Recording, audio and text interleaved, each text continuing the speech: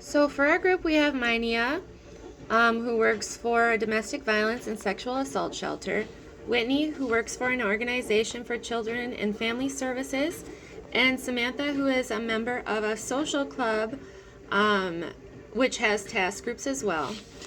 For Minia's place of employment, the kind of task group that's present is client focused and community needs focused.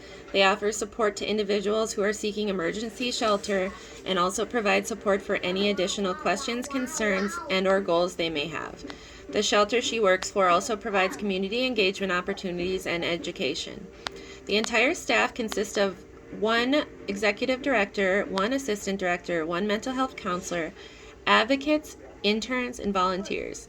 They have advocates available to clients 24/7 should there be questions, concerns, or emergencies. All advocates work on the crisis line, can provide information on legal support, or refer clients to outside resources to ensure clients are continuing their healing process in a safe manner. They also have interns who are there to learn and assist advocates and volunteers that participate throughout the year to provide additional services such as wellness classes and childcare. Minia believes that the task group she's identified acknowledges the underlying strengths of the population that they serve because their services are on an individual need basis as well as community awareness, which is essential. And then we have Whitney working for a nonprofit agency called North Home Children and Family Services. They provide mental health services to children and families across northern Minnesota. Their mission is to provide a community-based continuum of quality care to children and families. They offer multiple programs that support the mental health needs of clients, all within one organization. This continuum of care philosophy allows individuals to transition to less restrictive settings to attain their specific goals within a seamless and supportive community of professionals. They work to build on the strengths of each individual and empower clients to successfully return to their families, home communities, and independent living settings. Whitney believes that North Homes acknowledges the underlying strengths of the population that they serve by offering a service continuum that takes an individualized and holistic approach to treatment. So for mine, it's a little bit different than a social work setting. The Ellis Club is a social club that does things for the community to some degree. The biggest focus, though, is generating money for and managing the club, throwing events like art bazaars, chili cook-offs, and helping families within the club who are experiencing health problems or grief. The group operates from a leader-directed platform under kind of a code. It's like a code of law called Robert's Rules of Order. The club is segregated in an old-fashioned way. There's a men's club and a women's auxiliary, which is kind of weird and old school, but it's also kind of interesting to be in a women's-only task group environment. Under Robert's Rules of Order, the group is heavily organized and operated by elected officials. The roles include the president, vice president, secretary, treasurer, and 3 trustees. The trustees oversee that all monetary transactions are accounted for. In a meeting, the secretary takes the minutes or records everything going on in the meeting. They also read the minutes from the meeting prior. The president is the figurehead and basically organizes events and finds volunteers to help manage different events. Most of the money is generated from membership dues as well as the bar. Overall, it is a highly organized system of leadership because the club is so large. There are probably around 200 people in the women's auxiliary. Usually between 30 to 60 people are present for meetings, and each member is required to attend at least 3 meetings per year, which are held once a month. If the leadership was less organized, it would be chaotic, so I see the benefits of following a pre-written code of law in this setting. So on to our infographic.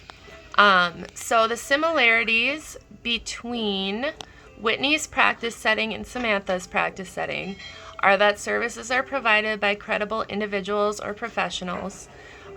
Similarities between Whitney's practice setting and Minia's practice setting are that they provide clients with resources to integrate back into society in a safe manner.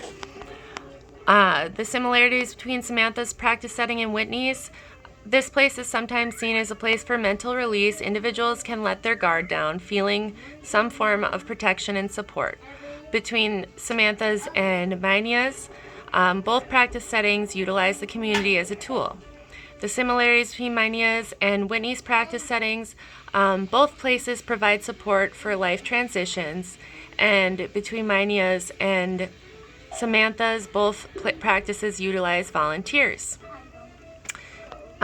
Differences with Whitney's practice setting and Samantha's practice setting: the provider of the support looks different in each agency.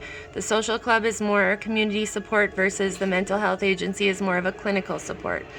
The difference between Minia's and Whitney's practice setting: although the shelter has a mental health counselor, the focus for the shelter is to provide a safe emergency shelter so individuals can focus on moving forward in other aspects of their life, such as work, childcare, education, and other personal goals for moving forward from the trauma. Differences between Samantha's and Whitney's: the mental health agency has clear set strategies for life transitions versus the social club, which does not make that a specific goal. And the differences between Samantha's and Minia's: the social club focuses on those who are going through health concerns versus the shelter focuses on navigating trauma. Differences between Minia's and Whitney's practice setting: the mental health agency has many mental health counselors versus the shelter only has one. And the difference between Minia's and Samantha's setting: people live in the shelter versus people leaving the social club at the end of the events. Differences between all three practices: the mental health agency is a clinical practice setting, the social club is a social organization, and the domestic violence and sexual assault shelter is an emergency shelter where people live for a certain period of time. So overall, we found some similarities and some differences, and we are able to identify how the task groups work within each setting. Thank you.